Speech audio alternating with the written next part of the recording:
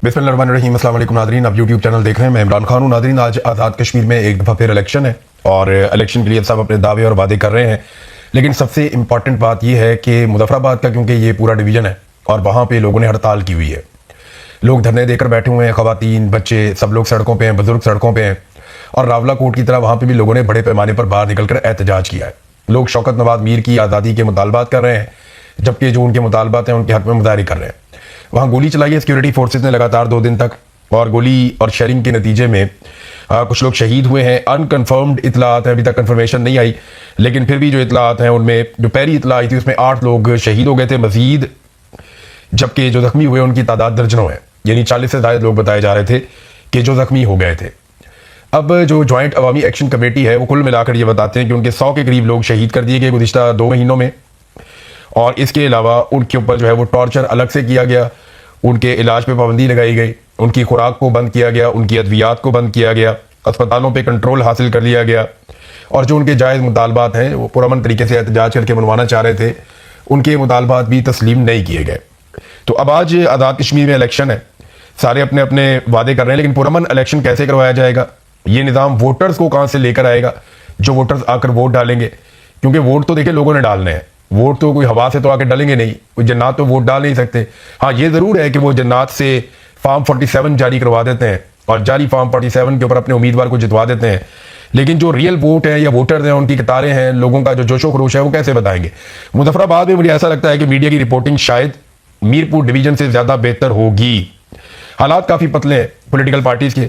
बिलावल ने बहुत सारे झूठे वादे किए और अभी एक नया लोगों को ट्रक की बत्ती है। पिछले जो इलेक्शन का मरहला था उसमें पीपल्स पार्टी को बदतरीन शिकस्त हुई है, लेकिन इलेक्शन से बिल्कुल पहले बिलावल ने कुछ लोगों को आसरे दिए थे, कुछ झूठे वादे दावे किए थे। अब दोबारा से उन्हीं वादों और दावों को दोहराया कि कश्मीर के अवाम की मुश्किलात फौरी खत्म होनी चाहिए, इंटरनेट और बैंकिंग बहाल होनी चाहिए। ये काम तो उसकी हुकूमत है, बिलावल की करता क्यों नहीं है।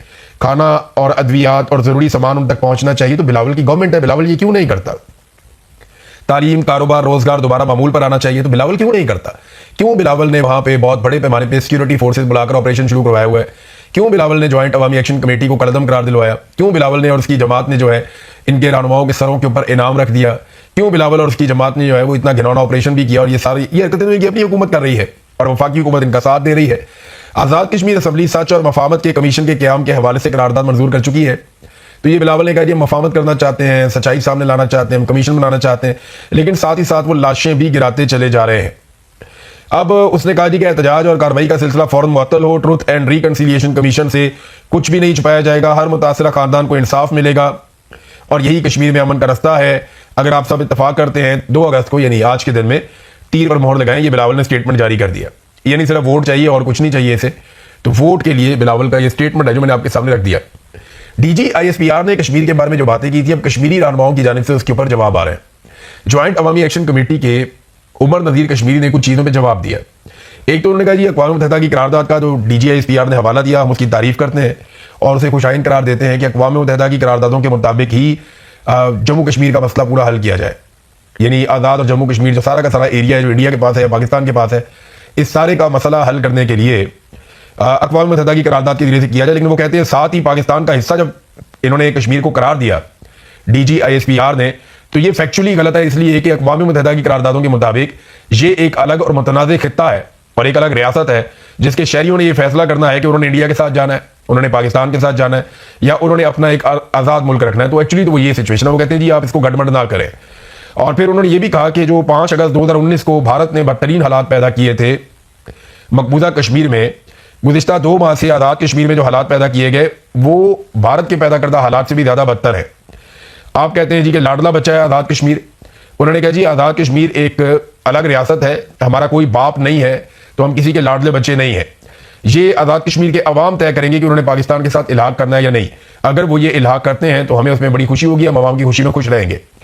फिर नाज़रीन किसी को इसके ऊपर बात भी नहीं करने देते। DGISPR जो है उन्होंने अपनी प्रेस ब्रीफिंग तो दे दी, लेकिन पाकिस्तान के मीडिया को बाउंड भी कर दिया जाता है, मीडिया बेचारा बात ही नहीं कर सकता। अब तलत हुसैन ज़दा साहब ये हमेशा से जर्नैलों के बड़ा करीब रहा, एस्टेब्लिशमेंट के, ये परवेज़ मुशर्रफ के दौर में भी बड़ी अच्छी अच्छी जगहों पर रहा और हर दौर में ये जर्नैलों के या एस्टेब्लिशमेंट की गुड बुक के अंदर रहा तलत हुसैन। जब भी ज़्यादा ताल्लुकात जो तलत हुसैन ने बनाए अपनी लाइफ में वो जर्नैलों के साथ बनाए, और फिर जर्नैलों की फेवरेट जमात PMLN के साथ भी तलत हुसैन ने अच्छे ताल्लुकात बनाए। इमरान खान का ये हमेशा से बोग्स में मुब्तला रहा और हमेशा से इमरान खान का दुश्मन रहा। तो हमेशा जब भी ऐसा लगता था कि एस्टेब्लिशमेंट और नून लीग की लड़ाई होती है तो तलत हुसैन के लिए थोड़ी मुश्किल पैदा हो जाती थी और वो कोशिश करता था कि इन दोनों के बीच में सुलह हो जाए। तो तलत हुसैन के जो अल्फाज हैं जो उसने प्रोग्राम किया, मैं हैरान हो गया था कि वो गिनकर बता रहा है कि DGISPR ने जो प्रेस कॉन्फ्रेंस की है उसमें 20,500 अल्फाज कह रहा था कि इस्तेमाल किए। आप अंदाजा करें कि अब असल मुद्दे पे बात नहीं करते, साहब बात कर ही नहीं सकते, डर लगता है बोलते हुए, साहब हाथों नाराज हो जाते हैं और घर से उठा लेते हैं, टॉर्चर भी करते हैं, फैमिली को भी नुकसान होता है, कारोबार बंद कर देते हैं, आपके घर में कोई और कोई काम नहीं कर सकता, चाहे आपके घर में कोई बहुत अच्छा खिलाड़ी भी हो वो भी नहीं खेल सकेगा, चाहे वो किसी भी मैदान का हो। तो ये तो फिर आपको बर्दाश्त करना पड़ता है।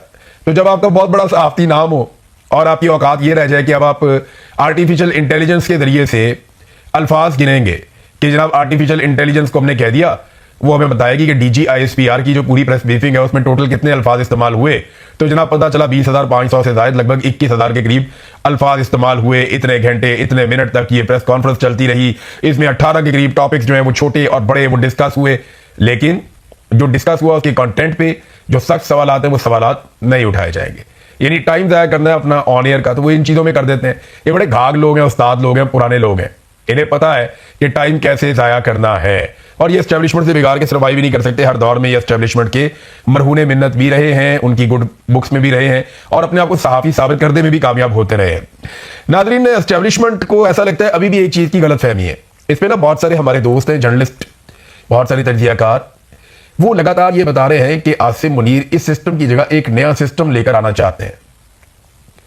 अब मिलिट्री एस्टेब्लिशमेंट इस गलतफहमी का शिकार है कि हम तो बड़े मकबूल हैं, लेकिन ये जो पॉलिटिकल पार्टीज जिनका हमने साथ दिया इनकी वजह से हम गैर मकबूल हो गए।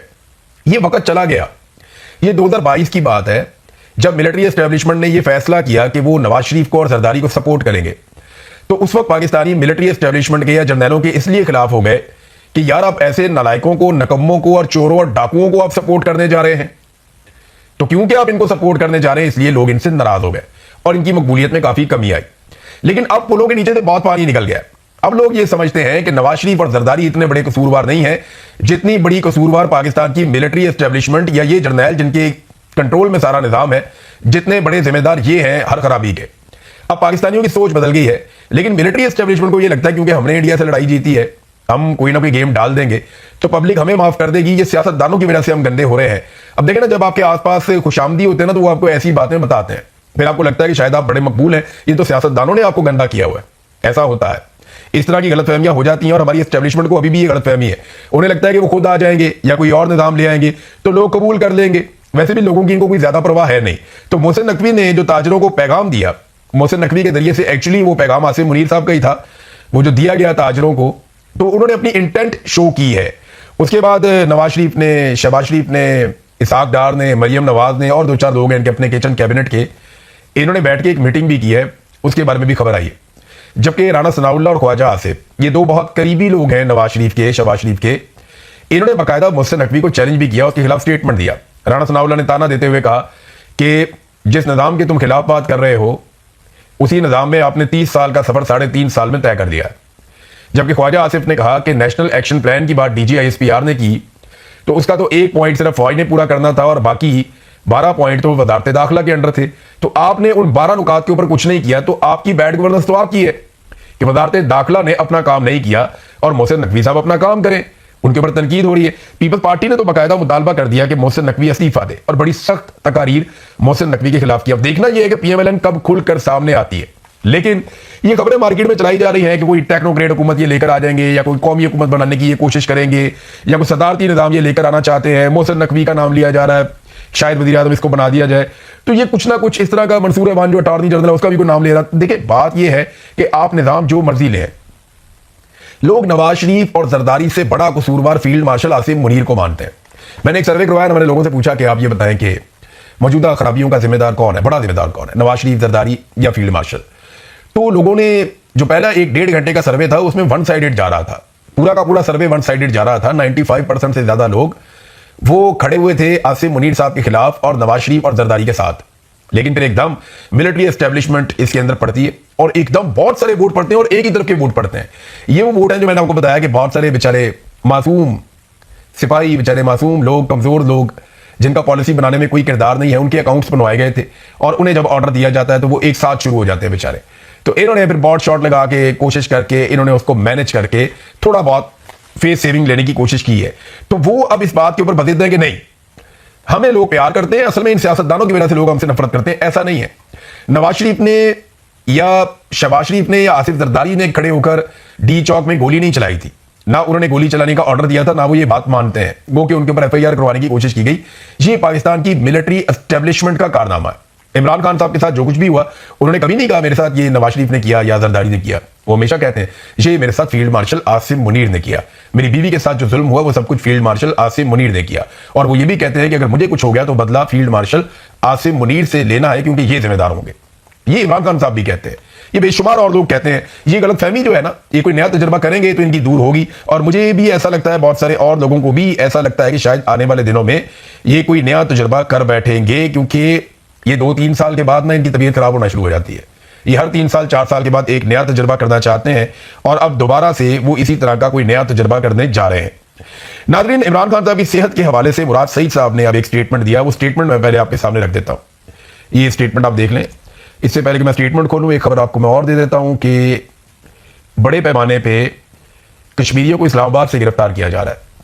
इस्लामाबाद पुलिस को ये ऑर्डर मिल गए थे और चंद सहाफ़ियों को ये इन्फॉर्मेशन मिली और सहाफ़ियों के जो ग्रुप्स हैं उनमें ये बातें फैला दी गई कि जिस सहाफ़ी ने भी कश्मीरियों के एहतजाज को कवर किया है वो फौरी तौर पर गायब हो जाए, क्योंकि अब उनके ऊपर क्रैकडाउन होने वाला है।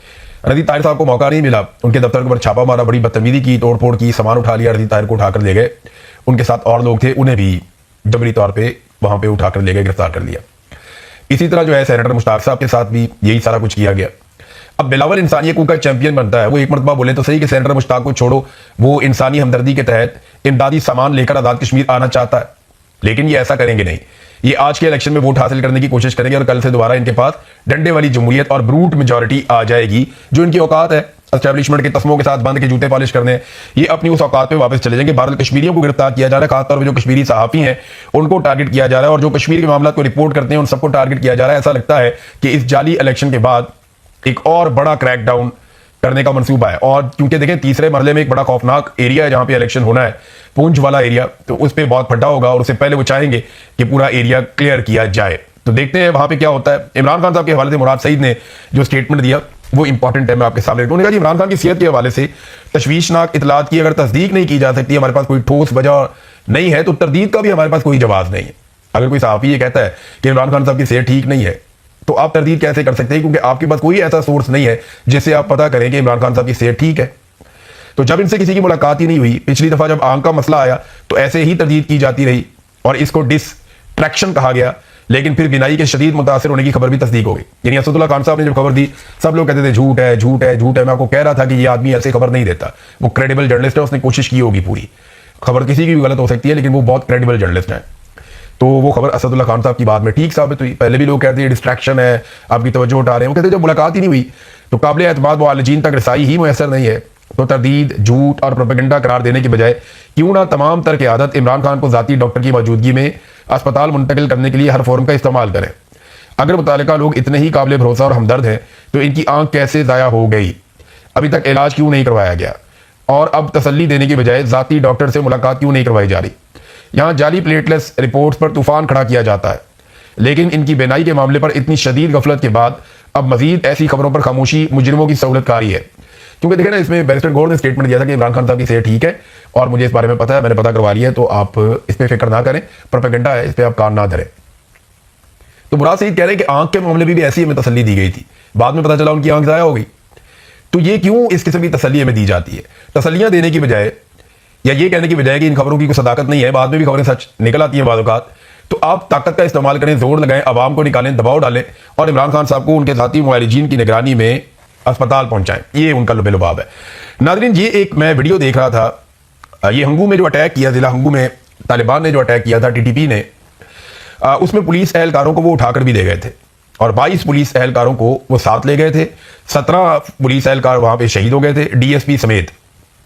ये बड़ी जिदारी से लड़े भी थे। 31 लोग जो है वो जख्मी थे और छोटा बड़ा असला भी सारा वो अपने साथ ले गए थे। अब ये वीडियोज आ रही हैं कि कबायली माहिदीन गए, उन्होंने कहा ये पुलिस वाले छोड़ दे, तो वो पुलिस वालों को कबायली माहिदीन के कहने के ऊपर छोड़ा गया और इस बात की जमानत ली गई कि आइंदा ये लोग पुलिस की नौकरी नहीं करेंगे। और फी पुलिस एहलकार को तालिबान ने, ये वीडियो के अंदर नजर आ रहा है, 10-10 हज़ार रुपए का खर्चा भी दिया। पुलिस वाले वहां से निकलते वक्त तालिबान से गले मिलते रहे और उनसे माफी भी मांगते रहे। और जनाब ये हेडक्वार्टर पे जो हमला हुआ था ये वही वाले पुलिस वाले हैं। तालिबान ने अपने मौके में बताया कि ये काविश इस बदले का तसलसल था कि जिला टांक में हमले के बाद हमारे मुजाहिदीन की बेहुरमती की गई, उनकी लाशों को जलाकर चौराहे में अवाम के लिए रखा गया था, तो ये हमने उसका बदला लिया था। ये टीटीपी ने मौक़िफ़ दिया और उमर पश्तीन ने ये जनाब वीडियो और इसके ऊपर ये सारी खबर जारी की है। ये है नाज़रीन हालात पाकिस्तान के, और हमारी मिलिट्री एस्टेब्लिशमेंट को करनी है सियासत, क्योंकि उन्हें सियासत से फुर्सत ही नहीं है। अब तक के लिए इतना ही। अपना ख्याल रखिएगा, अपने इस चैनल का भी। अल्लाह हाफ़िज़।